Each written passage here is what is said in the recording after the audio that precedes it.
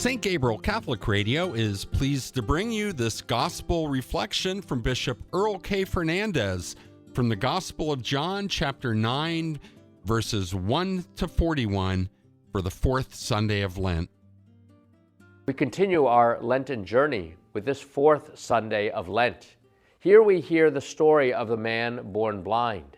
He desperately wants to see, and Jesus heals him.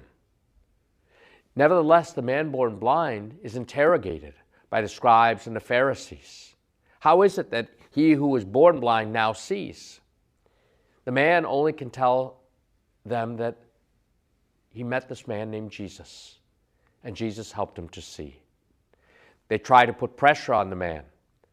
Even his parents tell him to deny it. He's put out of the temple, but he comes to Jesus. And he's grateful, and he worships him. Many times we come to faith. We who are blind now see. It is the truth that sets us free, and the truth isn't just an idea. It is the person of Jesus of Nazareth.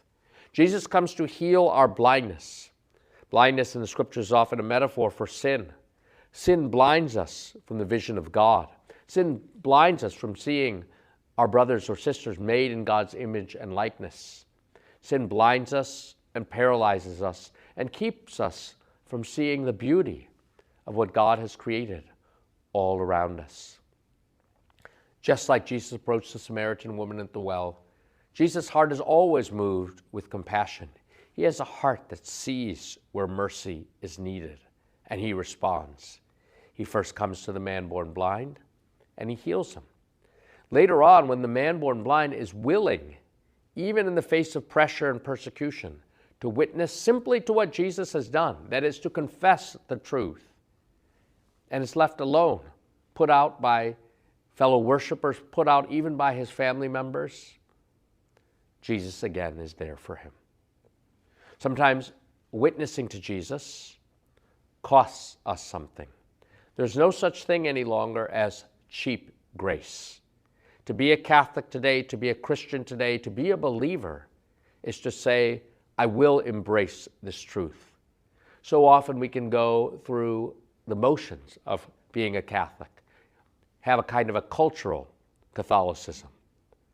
But when push comes to shove, will we witness to Jesus? Will we witness to the truth?